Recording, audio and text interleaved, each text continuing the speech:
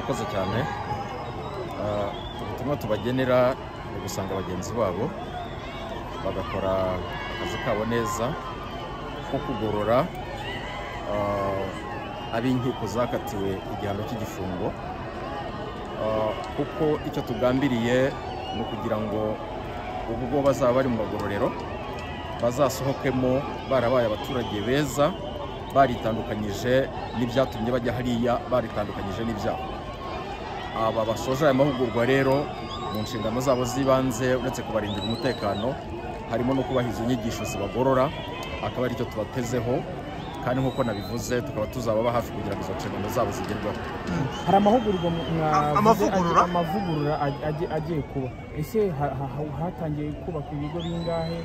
Munatubwiye n'ibikubiye muri ayo mavugurura. Murakoze cyane.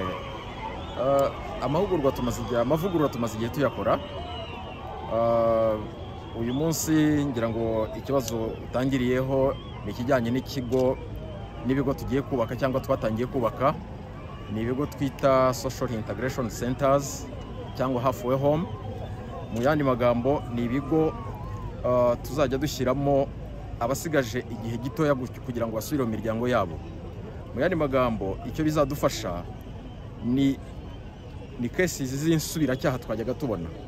Umuntu arangije igihano, arafunguwe, yagira mu muryango agasubira gukora cya cyaha cyatumye afungwa.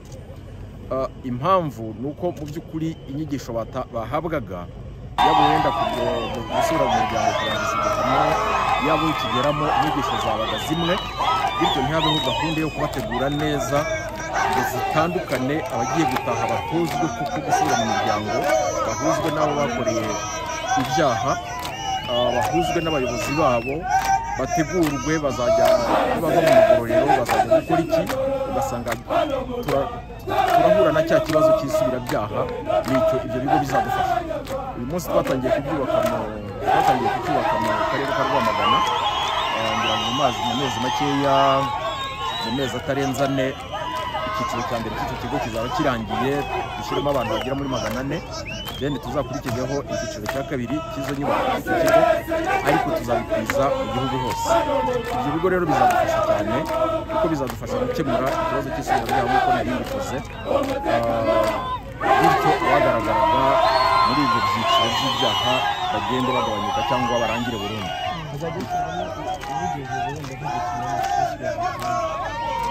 Iyo umuntu avuze abasigaje igihe gitoya buriya biragoye kubivuga kuko biterwa n'igihano wakatiwe. Nk'uwakatiwe imyaka urugero 20 asigaje umwaka umwe bari igihe gitoya kuko amaze imyaka 19, ariko wakatiwe wenda imyaka 2 ntabwo wavuga ngo uzamushyira muri icyo kigo asigaje umwaka umwe, wenda we dushobora kuzamushyiramo. Hari ibyo tukinoza kuko turimo kubaka, ariko azajyamo wenda hasigaye nk'amezi 6 kugira ngo asubire mu muryango, abandi bagiyemo hasigaye nk'umwaka umwe. Nanone bizaterwa n'ubushobozi bwabo tuzakira, ubushobozi bwo kubakira tuzaba dufite. Ubu rero birumvikana ko ubwo dutangiranye n'ikigo kimwe, abo tuzatangira kwakira ntabwo ari benshi cyane, kizakira abantu bagera muri 280, 2800, noneho dutangire dukomeza mu bindi bigo n'ibindi, ariko nabwo tuzabyongerera ubushobozi. Minisitiri mwigeze gukomoza ku bijyanye no muzajya bahuzana ba rwiyemezamirimo kugira ngo abe ibyo bakora mu gihe bavuye hanze, igikorwa kizateganyijwe kuzakorwa gute? Nabyo bizakorerwa muri ibyo bigo. Uyu munsi abagororwa muri rusange bahabwa inyigisho z'ubumenyingiro, bahabwa n'inyemezabumenyi kandi zemewe mu rwego rw'inyemezabumenyi zitangwa hanze ahangaha, ndavuga certificates, ku buryo bavamo bajya mu mirimo isanzwe. Kugira ngo rero duhuze ubwo bumenyi bahabwa n'ibikenewe hano hanze ku isoko ry'umurimo, tuzajya tuzana ba rwiyemezamirimo hanze babaganize ibyo bakeneye n'iki, ku buryo umuntu uri muri icyo kigo wahisemo amahugurwa afata muri ibyo bigo azayafata kuko avuga ati ngambiriye kuzasohoka njya ahangaha kuko numvise hari isoko hakeneye abantu benshi bazajya muri iyo myuga, muri iyo mirimo. Nubwo buryo dushaka kuzabikora kandi dutekereza ko bizadufasha. Aho ariko ubwo ni igice kimwe cy'amavugurura turimo gukora mvuze, kuko amavugururwa yari ukwinshi. Buriya amavugurura mbere na mbere uyareba mu mategeko, nk'uko nabivuze navuze ibijyanye n'ishyirwa mu bikorwa ry'igihano cy'imirimo y'inyungu rusange. Uyu munsi igihano cy'imirimo y'inyungu rusange turagisanga mu mategeko, ariko uburyo cyashyirwaga mu bikorwa wasangaga abantu bakirangiriza mu bigo nyine byabigenewe cyangwa camps zabigenewe, umuntu akagenda akagikora akakirangiza akabona gusubira mu muryango. Ariko uyu munsi approach ihari, uburyo buhari nuko ubwo buryo bwose buzakomatanywa. Mu yandi magambo, abarangiza igihano cy'imirimo y'inyungu rusange bakirangize umubare munini utaha mu ngo zabo, noneho undi bitewe n'imirimo barimo gukora babe baba ahantu hihariye.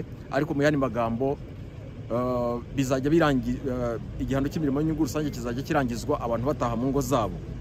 Bityo bizajya bidufasha kubana n'imiryango yabo, kwiteza imbere, imiryango nayo idufashe mu kugorora babandi. Ariko bizanadufasha nuko n'abanyarwanda tugomba guhindura imyumvire, kuko uyu munsi umuntu uhanwe agahabwa igihano runaka, mu myumvire yacu twumva ko iyo adafunzwe umuntu aba atahawe ubutabera. Rwose ibyo turabisaba abanyarwanda bumve ko niba umuntu ahawe igihano, igikuru ni ukukirangiza, igikuru ni ugutandukana n'icyatumye ukora icyo cyaha, cyatumye uhabwa icyo gihano. Noneho aho ukirangiriza kugira ngo byaba na byiza, abantu bumvise ko nakirangiza ari mu muryango birafasha, kuko umuryango udasubira inyuma n'umuryango ukagira uruhare mu kugorora. Nibyo turimo gushyira imbere kandi bizadufasha. Yego, nyakubahwa minisitiri, hari abajyaga bafungurwa bagasanga imiryango yabo rimwe na rimwe yarabanze cyangwa se itakibatekerezaho, cyangwa se bakabura n'imiryango. Muri aya mavugurura se nabyo hari icyo mubiteganyaho? Ibyo bijyanye ngira ngo no kwigisha mu buryo rusange, noneho no guhuza imiryango y'abafunze n'abafunze ubwabo, by'umwihariko muri biriya bigo. Uyu munsi ngira ngo mugenda mubona uburyo abantu basurwa ku magororero. Habaho umunsi wo gusura, nabwo bagahabwa umwanya mutoya, ngira ngo ntibagire umwanya uhagije wo kuganira n'imiryango yabo n'ibindi.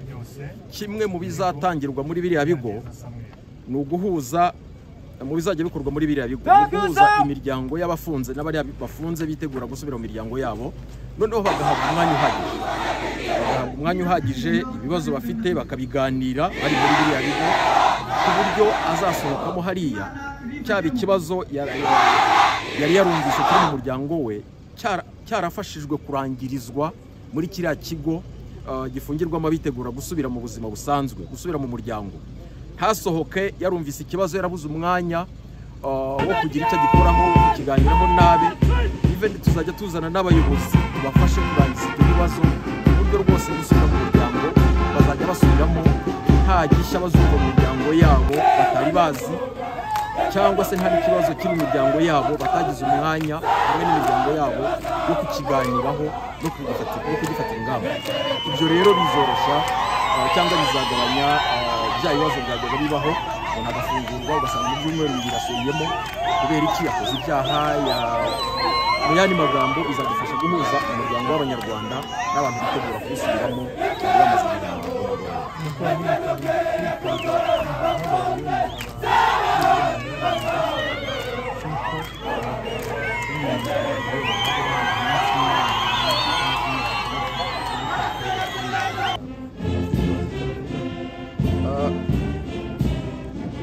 ubundi kugorora umuntu cyangwa ibihano runaka binajyana n'imico y'ahantu, imico y'igihugu, imico y'abanyarwanda.